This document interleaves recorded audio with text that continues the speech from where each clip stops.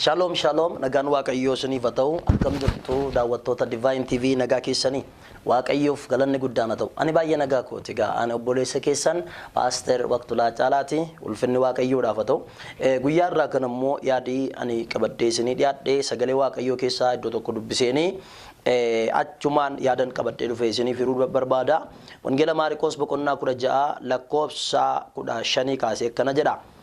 Inni gara biyya lafaa hundumaa dhaqaa uumama hundumaattis wangeela lallabaa namni amanee namni cuuphamee simu fayyaa namni namanni garuu ittiin faradamaa warra anatti amanan biratti milikkitoonni kun hin argamu warri anatti amanan kun maqaa kootiin hafuurota moota hin baasu afaanota haaraadhaan isin dubbatu Amen. Galanni waaqayyoodhaaf haa ta'u.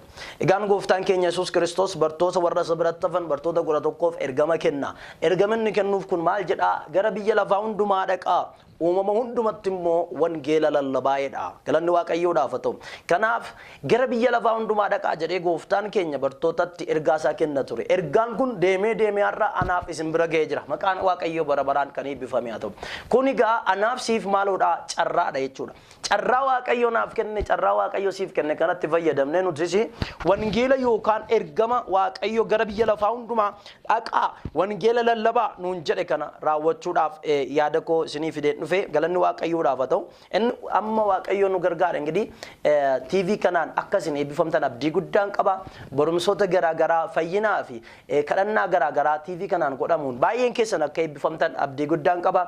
Akkasumas immoo meesejina erguudhaan bilbiluudhaan baay'een keessan yaada nuu kennaa turtanii waaqayyo sinaa eebbifamaa isiniin jechuun jaalladha.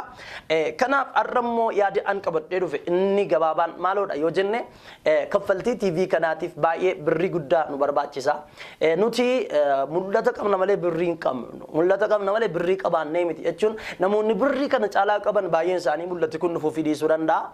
Nuuf immoo waaqayyo mul'ata kana nuuf kenne maqaan isaa bara baraan kan eebbifame haa ta'u. Kanaaf egaa obboloota koo biyyoota garaagaraatti magaalota garaagaraatti hojii waaqayyoo hojjetaa turuun keenya beekamaadha.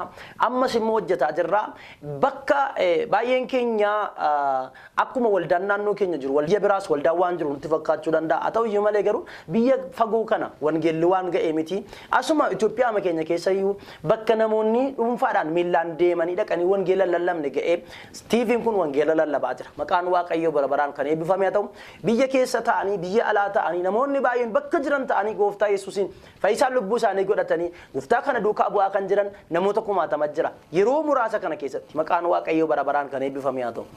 Kanaaf egaa hojii gaariin hojii guddaan waaqayyo hojjetaa jiru kun akka itti fufuuf maal nu barbaachisa? Deeggarsi keessan baay'ee barbaachisaadha. Akkuma beektanii unkaan miidiyaa mitiiti unkaan miidiyaa amma nagahu mitiiti waanuma xiqqoo ishee sochoosuudhaaf birrii nu barbaachisa. Wangeela lallabuudhaaf inni tokkoffaan kan nu barbaachisu dibataadha inni lammaffaan immoo qarshiidha.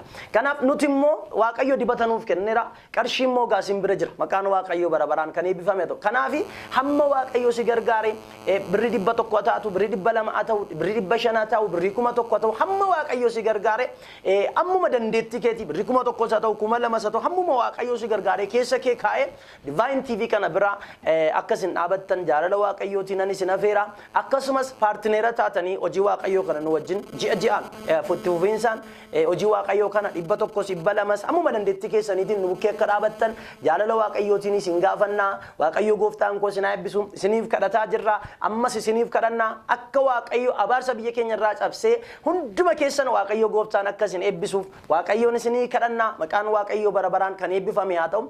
Kanaaf amma si danda'ame amma waaqayyo isin gargaare sagantaa kana bira dhaabattanii nutumsuu hin dagatinaa isiniin jenna. Divine TV immoo filattanii waan daawwataa jirtaniif waaqayyoon koo isin haa eebbisu barri keessan haa eebbifamu isiniin jechuun jaalladha. Kan kennuu fi waaqayyo hin kennaa'edha. Kanaaf obboloonni waaqayyo isaan gargaare yeroo darbe ji'a darbe kana gaaffii gaafannee turre namoonni muraasni bukkee dhaabattanii jirtu akka namoota 20 wayitu nu gargaare waaqayyo sinaa eebbisu eebbifamaa isiniin jedha.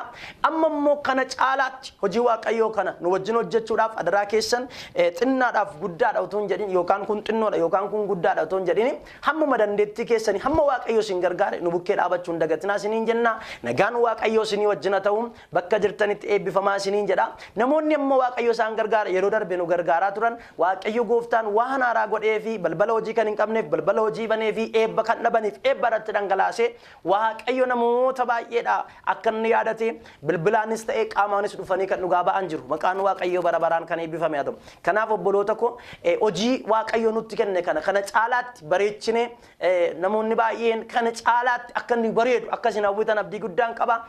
Haaluwwan keessa jirru kana baay'ee bira dabarree hojii Waaqayyo kana wajjin hojjenna jedhee tan abdadha. Waaqayyoon ko sinaa eebbisu. Namoonni yeroo kana sagalee kana dhaga'aa jirtan amantiidhaan obboloota ko hamma Waaqayyo keessa kee kaa'e amma Waaqayyo si gargaara nu bukkee dhaabachuu hin dagatinaa. Gooftaan ko sinaa eebbisu eebbifamaan isiniin jedha. Turtii gaarii Divine TV daawwachuu hin dagatinaa. Harki Waaqayyo isinii wajjin haa ta'u. Ameen.